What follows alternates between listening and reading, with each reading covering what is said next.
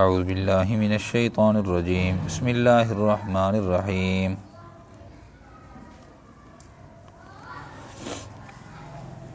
رب قد آتیتنی من الملک وعلمتنی من تأویل الاحادیث فاطر السماوات والارض انت ولی فی الدنیا والآخرہ توفنی مسلما والحقنی بالصالحین صدق اللہ العظیم۔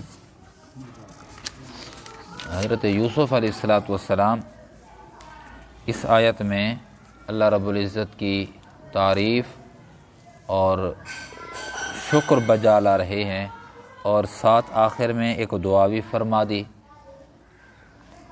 اپنے مسلمان حالت کے اندر وفات پانے کی۔ تو یہاں پر اس آیت کے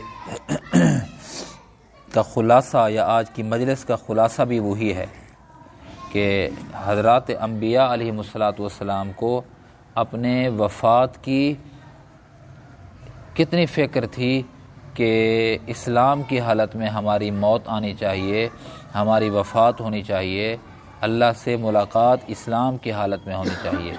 جب انبیاء سے کو اتنی فکر ہے، مجھے اور آپ کو تو بہت زیادہ فکر کرنی چاہیے۔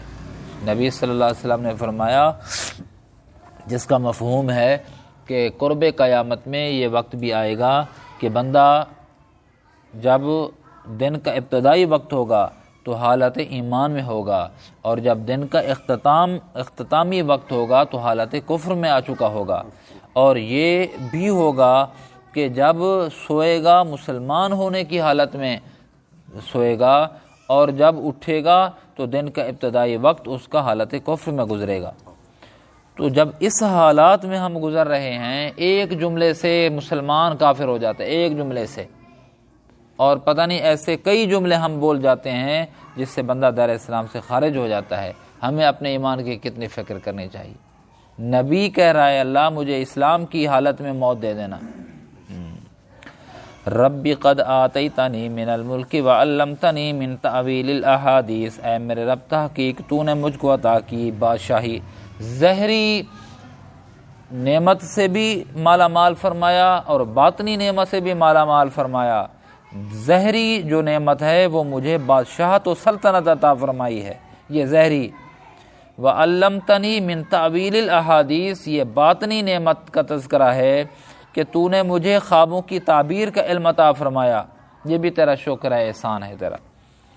فاطر السماوات والارض، زمین و آسمان کو پیدا کرنے والے، انت ولی فی الدنیا والآخرہ، تو ہی تو میرا کارساز ہے دنیا میں اور آخرت میں۔ جب یہ کہہ دیا تو اب یہ ہے توفنی مسلمہ، اے اللہ مجھے اسلام کی حالت میں موت عطا کر۔ نبی فکر کر رہا ہے، نبی، مجھے اور آپ کو تو بہت زیادہ فکر کرنی ہے۔ وَأَلْحِقْنِي بِالصَّالِحِينَ، اور مجھے لاحق کر نیکوکار لوگوں سے، میرا انجام، میری قبر، میرا خاتمہ اور میرا آخرت کے اندر جو حشر ہے وہ نیک لوگوں کے ساتھ میرا حشر کرنا۔ تو بس یہ ہے کہ مجھے اور آپ کو فکر کرنی ہے اور دعا کرنی ہے، اور ایسے اعمال کرنے ہیں کہ اللہ کرے خاتمہ ایمان پہ ہو جائے، پھر کام بن جائے گا۔ الحمدللہ رب العالمین، ربنا برحمتک یا ارحم الراحمین۔